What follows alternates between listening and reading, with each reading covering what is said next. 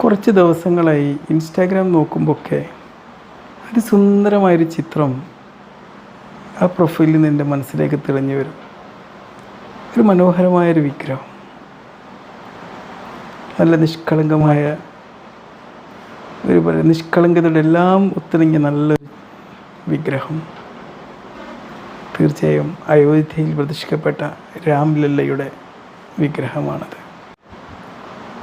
ഒരു നിമിഷം ഞാൻ പലതും ചിന്തിക്കും. ഇതിൻ്റെ ഒരു സൃഷ്ടാവ്, ആ വിഗ്രഹത്തിന് അത്രയും ജീവസുറ്റ ചൈതന്യം നൽകിയ ആ ഒരു കലാകാരനെ ഞാൻ എങ്ങനെ ഓർക്കും. പിന്നെ ഇന്ന് ആ ഒരു അത് അവിടെ പ്രതിഷ്ഠിച്ചതിന് ശേഷമുള്ള ഒരു മനോഹരമായ ചിത്രം വന്നു. അതിൻ്റെ കണ്ണുകൾ അങ്ങോട്ടും ഇങ്ങോട്ടും ചലിക്കുന്നു, ചുണ്ടുകൾ ചിരിക്കുന്നു. അതും മനോഹരമാണ്.